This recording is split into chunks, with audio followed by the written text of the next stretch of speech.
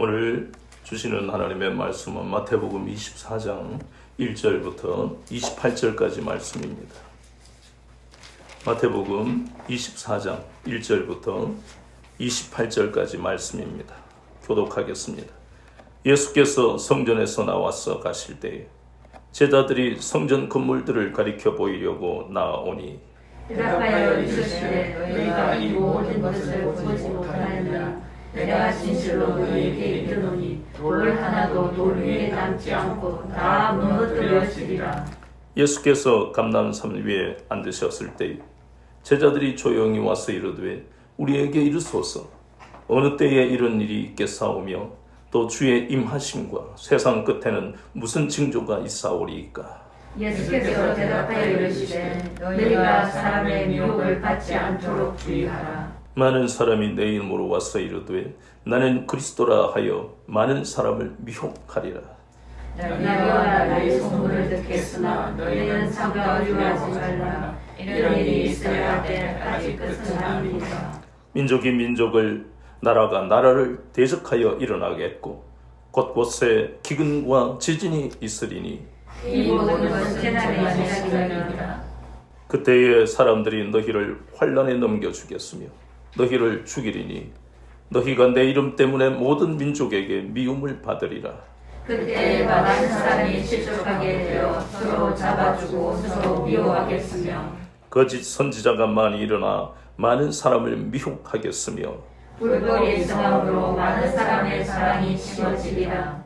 그러나 끝까지 견디는 자는 구원을 얻으리라. 이 전국 복음이 모든 민족에게 전되기 위하여 온 세상에 전파되리라. 그제야 끝이 나리라. 그러므로 너희가 선지자 다니엘이 말한 바 멸망에 가증한 것이 거룩한 곳에 선 것을 보거든 읽는 자는 깨달을진저. 그때 유대에 있는 자들은 산으로 도망할지어다. 지붕 위에 있는 자는 집 안에 있는 물건을 가지러 내려가지 말며 밭에 있는 자는 그것을 가지러 뒤로 돌리지 말지어다. 그날에는 아이벤 자들과 젖먹이는 자들에게 화가 있으리로다. 너희가 도망하는 일이 겨울에나 안식일에 되지 않도록 기도하라. 이는 그때에 큰 환란이 있겠음이라. 창세로부터 지금까지 이런 환란이 없었고 후에도 없으리라. 그날을 감하지 아니하는 모든 문체가 구원을 얻지 못할 것이나 그러나 택하신 자들을 위하여 그날들을 감하시리라. 그때에 사람이 너희에게 말하되 보라 그리스도가 여기 있다 혹은 저기 있다 하여도 믿지 말라. 거짓 그리스도는 거짓 선지자들이 일어나 큰 표적과 기사를 보여 말씀하시는 택하신 자들도 미혹하리라. 보라 내가 너희에게 미리 말하였노라. 그러면 사람들이 너희에게 말하되 보라 그리스도가 광야에 있다 하여도 따라가지 말고 보라 골방에 있다 하여도 믿지 말라. 번개가 동편에서 나서 서편까지 번쩍임같이 인자의 임함도 그러하리라. 죽음이 있는 곳에는 독수리들이 모일 것이니라. 아멘. 오늘은 마태복음 24장 1절부터 28절의 본문을 통해 그러므로 깨어있으라 하는 제목으로 첫 번째 시간 같이 은혜를 받겠습니다. 본문의 1절부터 말씀해 보니까 뭐라고 말씀합니까? 예수께서 성전에서 나와서 가실 때에 그랬습니다. 이것은 굉장히 상징적인 그러한 말씀이에요. 우리가 앞에서 보았던 것처럼 예수님이 드디어 예루살렘 성에 입성하셨습니다. 그러면서 사람들이 뭐라고 칭송했습니까? 호산나 다윗의 자손이여. 다윗의 자손이라는 것은 그들의 마음속에 있었던 바로 다윗의 혈통으로 오는 메시아를 의미합니다. 그래서 메시아를 찬양했던 것입니다. 그런데 이제 24장 1절에 보니까 성전에서 나와서 그랬습니다. 이것은 어떤 상징을 나타내느냐? 이제 예루살렘이 파괴될 것이다 하는 것을 상징적으로 의미하는 것입니다. 그런데 그것을 모르는 이 제자들은 예루살렘 성전을 가리켜서 와 너무너무 화려하다. 겉모습에 취해 있는 것이 바로 24장 1절입니다. 참고로 우리가 이 예루살렘 성전에 대해서 몇 가지 알아야 되는 것은 가장 중요한 것이 바로 이 성전은 솔로몬 성전으로부터 이어지고 그것이 파괴되고 난 다음에 스룹바벨 성전으로 불리웠던 것이 이제 다시 파괴되고 헤롯 성전으로 부르는 것이 지금 건축되고 있습니다. 이것은 정확하게 BC 20년에 공사가 되어서 1년에 걸쳐 이 헤롯 성전이 완공이 되었어요. 그런데 그 BC 20년에 공사한 것은 완공이 되었는데 부속 건물들은 계속해서 50년 가까운 세월에 걸쳐서 계속 짓고 있었습니다. 그러니 AD 30년 정도까지 이 헤롯 성전에 부속 건물이 지어졌다는 것인데, 그러니 얼마나 화려했겠습니까? 이전에 스룹바벨이나 솔로몬 성전과는 비교할 수 없는 화려함이 있었다는 겁니다. 그런데 예수님은 우리가 앞에서 보았던 마태복음 23장에서 화 있을진저 하는 말씀을 통해 유대 백성들을 이끌어야 할 지도자, 인도자였던 서기관 바리새인 혹은 율법 교사들, 이러한 사람들의 그 겉모습에 취해 있는 것하고 똑같이 예루살렘 성전의 겉모습에 취해 있는 제자들에게 가르침을 주시는 대목이 바로 이 본문입니다. 23장의 화가 몇 가지라고요? 8가지였습니다. 팔복으로 우리가 이 세상을 살아가기도 쉽지가 않습니다. 왜냐하면 그 팔복을 이루기까지 우리 속에 있는 잘못된 가치관과 사고방식이 무너져야만 이 팔복의 삶을 살 수 있는 거예요. 그런데 그러한 삶을 살아가도록 인도해야 할 그러한 이 서기관 바리새인들이, 그들은 회칠한 무덤처럼 외식, 위선적인 삶을, 위선적인 그러한 모습으로 많은 유대인들을 타락하게 만들었다는 것입니다. 그 결과로 돌 위에 돌 하나도 남지 않을 것이다. 그 말씀이 마태복음 23장 38절에 나오는 말씀이 바로 그 말씀이에요. 하나님의 심판이 있을 것이라는 겁니다. 그런데 여기에서 예루살렘 성전의 파괴와 유다의 멸망에 대해서 예수님이 말씀하셨는데 제자들은 그것을 잘 이해를 못했어요. 그래서 예수님, 그렇다면 예루살렘 성전의 파괴 그리고 유다의 멸망이 바로 뭐라고 물었습니까? 종말입니까? 세상의 끝입니까? 라고 물었던 겁니다.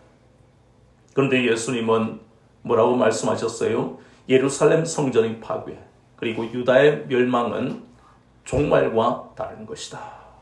그리고 세상의 종말은 아무도 모르고 누구만 아신다고요? 하나님 아버지만 아신다. 그러면서 예수님이 본문에 오늘 말씀하고 계시는 것은 우리가 읽었던 내용, 바로 종말의 징조에 대해서 말씀하시는 겁니다. 종말은 예수님도 모르신다는 거예요. 그때는. 그런데 분명하게 예수님이 알고 계시는 것은 종말의 때에 나타날 징조들에 대해서 말씀하신 겁니다. 3가지에 대한 징조를 본문에서 우리가 읽었는데, 첫 번째는 적그리스도 혹은 거짓 선지자가 출현할 것이다. 두 번째는 전쟁이나 기근, 지진이 일어날 것이다. 세 번째는 큰 환란이라 부르는 환란이 이제 있을 것이다. 이 3가지가 본문에 우리가 읽었던 바로 마지막 때 종말이라 부르는 종말의 징조들입니다. 먼저 적그리스도 혹은 거짓 선지자가 하는 그 역할은 바로 믿는 자까지도 넘어뜨리는, 한마디로 말해서 미혹의 영이다. 이것은 마태복음 24장에서만 말씀하는 것이 아니라 이 땅의 모든 인생들이 지금까지 역사 속에서 이 미혹하는 마귀, 악한 영들의 그러한 공격 속에서 많은 사람들은 생명의 길을 찾지 못했다는 것입니다. 이 미혹은 믿는 자까지도 넘어뜨리려고 하는 것입니다. 많은 사람들이 미혹되었어. 고린도후서 4장 4절에 보면 이 세상의 신이 하는 일은 바로 사람들의 마음을 어떻게 해요? 혼미하게 하는 것입니다. 얼마나 헷갈리는지. 예수님이 메시아라고 예수님을 찬양해놓고 그들은 또 서기관과 바리새인들이 또 여러 모양으로 이야기를 하니까 또 헷갈려버리고 결국에는 예수님을 못 박아라 하는, 이것은 다 뭐예요? 미혹되었다는 것입니다. 최초로 미혹된 사람들이 누굽니까? 아담과 하와입니다. 그들이 미혹되기 시작하고 우리가 잘 아는 출애굽기의 14장에 하나님은 놀라운 은혜를 베푸셔서 홍해가 갈라지는 기적을 이스라엘 백성들에게 나타내시면서 그들을 애굽의 430년 동안의 종살이로부터 해방시키셨습니다. 그런데 그들이 홍해의 갈라짐이 인간으로서는 할 수 없는 하나님이 살아계심을 체험해 놓고 그들이 그들 앞에 만난 그 마라의 쓴물을 만나면서 그들은 또 미혹되어 버렸습니다. 마귀는요, 끊임없이 하나님의 자녀라 할지라도 끊임없이 하나님을 의심하게 만드는 것이 바로 미혹의 그러한 영, 마귀가 하는 일입니다. 그러니 그들은 또 하나님 앞에 불평. 신광야에 가니까 300만 명 가까운 이 출애굽한 이스라엘 백성들이 먹을 것이 없어요. 그러니 그들의 마음속에 마귀가 역사하니까 미혹이 되었어. 우리를 매장지가 없어서 또 먹을 것이 없는 이곳에서 줄여 죽게 만들려고 우리를 이곳에 인도했느냐, 원망하고 불평하고 하나님을 대신해서 그들을 인도했던 모세를 대적하는, 그것뿐만 아니라 우리가 잘 아는 대로 사사기에 보면 하나님은 약속하신 대로 젖과 꿀이 흐르는 약속의 땅으로 들어가게 하셨습니다. 이런 일이 어떻게 일어날 수 있습니까? 인간의 역사에 보면 모두가 땅을 빼앗기는 모든 이 일은 전쟁의 역사입니다. 전쟁사입니다. 전쟁을 하지 않고는 땅을 빼앗을 수 없습니다. 그런데 성경 속에 나오는 이 놀라운 일은 하나님이 전적으로 이기게 하셔서 상상할 수 없는 그 땅에 이스라엘 백성들이 들어갔습니다. 그런데 안락한 그 속에서 그들은 또 미혹되었습니다. 이 성경 속의 이 말씀은 무엇을 의미합니까? 이것은 우리의 삶과 똑같다는 것을 깨닫게 하시는 거예요. 가난할 때는 열심히 기도합니다. 하나님, 제발 전세방이라도 주세요. 전세방을 얻으면 하나님, 내 집이 필요합니다. 자녀도 교육시킬 물질이 필요합니다. 얼마나 열심히 기도합니까? 정말 순수하게 기도합니다. 그러나 집을 얻고 자녀가 잘 되고 난 다음에는 기도하지 않습니다. 이제 모든 걸 이루었기 때문에 그 마음에 들어간 것이 바로 미혹의 영입니다. 신앙생활은 끝까지 물질이 우리의 목표, 집이 우리의 목표, 자녀의 성공이 우리의 목표가 아닌 것인데 마귀는 끊임없이 너 그동안 열심히 기도했으니까 좀 쉬어라. 마귀는 믿는 자들에게 이렇게 다가옵니다. 신앙생활 오늘로 끝낼래? 내일도 있는데 뭘 그렇게 애탕개탕해? 적당하게 좀 해. 광신도 같잖아. 이러한 것이 바로 미혹의 영이 우리에게 다가온 신호입니다. 많은 사람들이 넘어집니다. 이것은 아담과 하와 혹은 출애굽한 이스라엘 백성들이 혹은 사사시대의 이러한 이스라엘의 역사가 아닙니다. 오늘도 이 예배를 드리는 거룩한 시간에도 마귀는 우리에게 나와 미혹하고 혼미하게 만듭니다. 크고 작은 문제들로 인해서 넘어지게 만듭니다. 그것이 바로 적그리스도라 부르는 혹은 거짓 선지자라 부르는 그러한 것의 정체가 바로 미혹의 영이다. 성경 말씀 한번 볼까요? 신명기 13장에 보면 미혹의 영에 대해서 성경은 어떻게 기록하고 있는지 신명기 13장 1절에서 3절까지 말씀해 보면 이 거짓 선지자들도요, 거기에 보면 이적과 기사를 행합니다. 그래서 사람들을 2절에 보니까 다른 신을 섬기도록 만드는 목적이 바로 거짓 선지자입니다. 우상 숭배하게 만든다 이 뜻입니다. 오늘날 기독교를 믿다가 불교를 가야만 미혹되었다 그 뜻이 아닙니다. 오늘날의 현대인들에게는 이러한 종교와 관계없이 많은 것들이 우상 숭배로 그렇게 살아가도록 만드는 시대가 되었어요. 하나님보다 더 사랑하는 것이 있다면 그것은 우상숭배입니다. 바로 이 거짓 선지자들이, 거짓 교사들이, 적그리스도가 하는 일이 바로 하나님보다 더 사랑하는 것을 만드는 것이에요. 그것이 바로 신명기 아까 우리가 읽었던 13장 1절에서 3절 말씀이에요. 그것뿐만 아니라 고린도후서 11장 14절에 보면 마귀는 광명한 천사로 우리에게 다가옵니다. 그 뜻은 내가 사랑하는 남편, 내가 사랑하는 아내까지도 마귀는 사용해서 넘어뜨리는 것입니다. 여보, 오늘 추운데, 오늘 더운데, 오늘 기도하지 마. 몸 베리겠어. 그럴까 넘어가는 겁니다. 단 10분을 기도하더라도 하나님 앞에 나가야만 내가 사는 거, 내 가정이 살고 내 교회가 사는 것이에요. 자녀가 엄마 나 오늘 학교 가기 싫어. 배가 너무 아파서. 그래 오늘 쉬어라. 배가 아픈데. 우리는 수없이 많은 크고 작은 이러한 것 속에서 어떻게 분별하고 판단하는가 하는 것, 그런 갈림길 속에 있어요. 내 자녀, 내 가까운 사람, 내 부모, 이 모든 것이 우리에게는 광명한 천사로 다가올 수 있다는 것을 알아야 됩니다.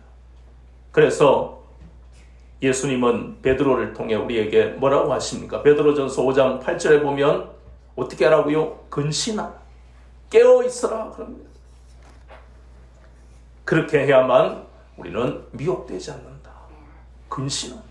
근신한다는 것은 내가 내 마음에 욕심을 가지지 않는 것입니다. 깨어있다 하는 것은 앞으로 우리가 살펴볼 이런 미혹을 이기는 유일한 방법이 바로 깨어있는 것입니다. 이러한 미혹으로 인해서 많은 사람들이 넘어지겠고, 그것은 바로 또 요한계시록 한번 찾아봅니다. 요한계시록 말씀을 보면 요한계시록 13장에 보니까 13장 13절 14절 말씀입니다. 요한계시록 13장 13절 14절 큰 이적을 행하고 또 불이 하늘로부터 땅에 내려오게 하고 또 많은 이적을 나타내며 사람들을 미혹하더라. 그러니까 이게 짐승인데 우리가 잘 아는 짐승의 숫자 666 그 의미예요. 이건 그냥 오멘 같은 영혼 하나 보가 무섭다 그런 의미의 수준의 말씀이 아닙니다. 마귀입니다. 마귀. 그러니 우리가 알아야 할 것은 마귀도 하늘에서 불이 떨어지게 할 수 있고 신명기 13장에서 보는 것처럼 기적과 이사를 행할 수 있다는 것을 알아야 됩니다. 병을 치료한다고 무조건 하나님이 다 하시는 게 아니에요. 분별하지 않으면 미혹된다는 것입니다. 병 치료를 하는 사람이 있다고 덜렁 달려가고 이러는 것은 분별하지 못하면 미혹된다는 것입니다. 두 번째, 종말의 징조에 대해서는 본문에서 예수님이 전쟁이나 기근이나 지진이 일어날 것이다. 수없이 많이 일어나잖아요. 이전에도 있었고 지금도 우크라이나와 러시아가 전쟁을 합니다.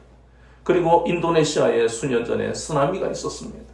거기다가 따뜻해야 할 나라에 폭설이, 물이 없는 사막에 홍수, 이러한 일들은 정상적인 기후로는 일어날 수 없는 일들입니다. 이것이 바로 종말의 징조들이 우리에게 나타나고 있는 것입니다. 세 번째 우리가 보았던 것은 바로 환난입니다.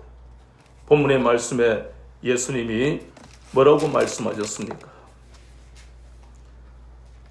21절에 보니까 이는 그때에 큰 환난이 있겠습니다. 창세로부터 지금까지 이런 환난이 없었고 후에도 없으리라.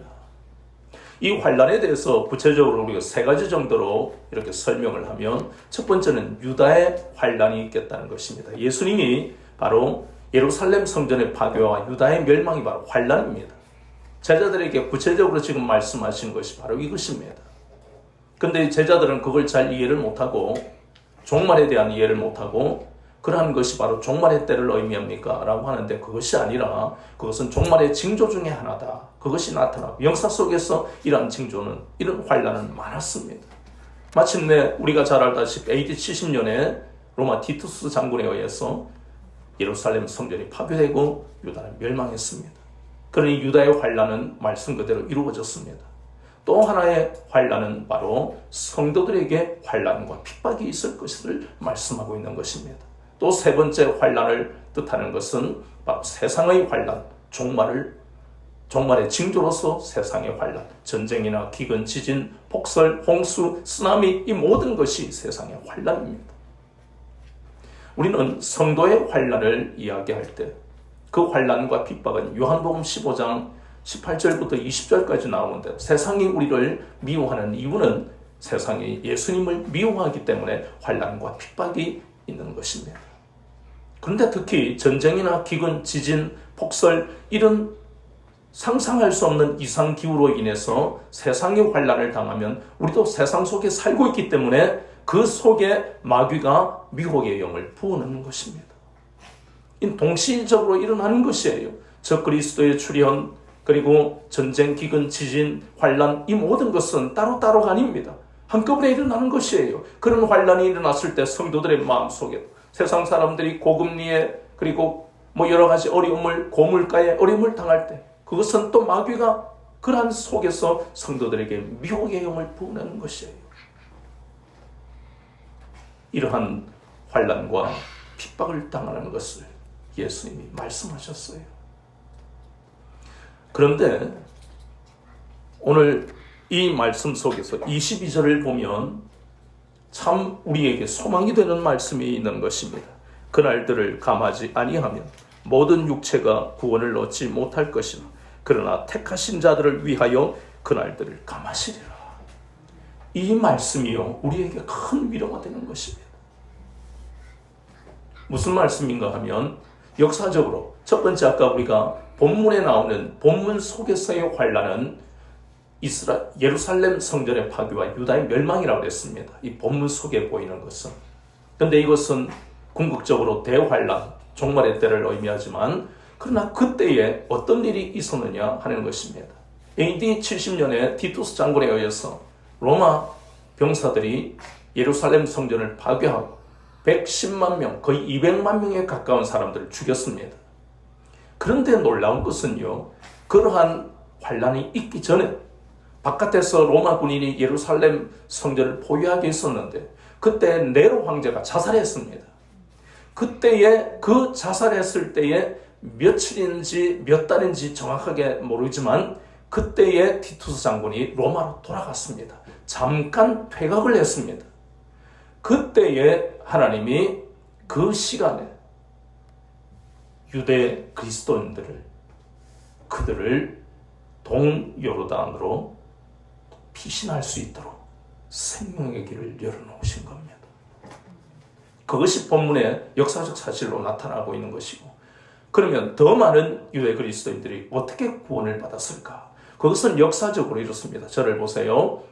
우리가 잘 알다시피 사도 바울이 이방인의 사도로 보내심을 받았습니다. 그리고 베드로 및 여러 사도들이 예루살렘 사도로 하나님이 사용을 하셨어요. 그런데 역사적으로 보면 AD 67년경에 놀라운 것은 바울도 그때 로마의 복음을 전하다가 참수를 당하고 순교했고, 베드로도 AD 67년 똑같은 해입니다. 그때 베드로도 순교했어요. 그렇다면 이 시기를 왜 우리가 알아야 되느냐 하면 예수님이 이 땅에 오신 그때부터 AD 1세기입니다. 그러면 67년, 약 60년 동안 수없이 많은 복음이 유대인들에게 전해졌습니다. 사도들에 의해서 전해졌습니다. 그렇다면 AD 70년에 예루살렘이 유다가 멸망하는데 그 동안에 얼마나 많은 유대인들이 구원받았겠느냐 말입니다. 예루살렘 사도들에 의해서. 그럼 오늘날도 마찬가지입니다. 오늘날도 우리는 이러한 종말의 징조들을 직접 보고 듣고 있습니다.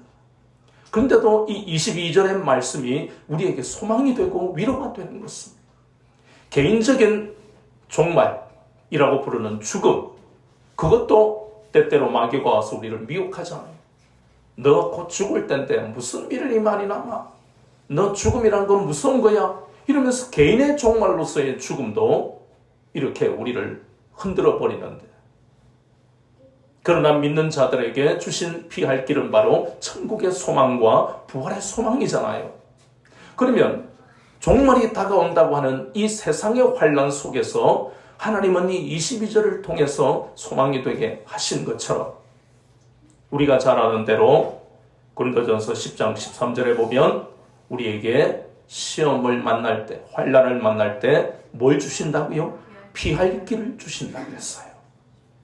이것은 놀라운 말씀입니다. 구약에도 시편 23편 4절에 보면 우리가 사망의 음침한 골짜기를 다닐지라도 해를 두려워하지 않을 것은 주께서 지팡이와 막대기로 우리를 안위하신다. 이 말씀이 바로 종말을 앞둔 종말의 때를 살아가는 우리에게 소망이 되는 것이에요. 시편 84편 6절에 눈물 골짜기를 지나가지만 그러나 많은 샘이 우리를 도울 것이라는 그 말씀이 바로 피할 길인 것입니다. 그래서 우리는 종말의 때를 두려워할 것이 아니고 이 종말의 말씀을 이 마태복음 24장은 종말의 장이라고 할 수 있는 말씀이에요. 계시록을 빼고는 이렇게 자세하게 종말에 대해 말씀하는 구절은 참 찾기가 힘듭니다. 이 종말의 말씀을 우리가 24장에서 보는데 이 24장을 통해서 믿는 우리에게 말씀하시는 것은 너희들에게도 환난과 핍박이 있어서 미혹의 영이 믿는 너희들까지 흔들 것이다 하는 말씀을 하시지만 그러나 주님이 제자들과 그리고 이 말씀을 보는 우리에게 원하시는 것이 무엇인가 그걸 우리는 찾아야 된다는 것입니다. 종말에 대한 이야기는 사이비 이방 사람들도 다 이야기하는 것이에요. 다 미혹하잖아요. 그래서 나를 따라가야 되고 나를 따라가야 구원이 있다고 얼마나 여기저기 자기가 그리스도라고 구원주라고 사기를 칩니까? 가장 중요한 것은 이 본문 속에서 종말의 때를 성도는 어떻게 살아야 하는가를 우리에게 말씀하시는 그것이 요지라는 것입니다. 우리는 두렵습니다. 개인의 종말인 죽음이 다가오는 것도 때때로 두려워해요. 그런데 하물며 세상의 환난, 세상의 끝이 온다는 하나님의 심판이 대환난이 오고 있다는 것은 너무나 두려운 말씀입니다.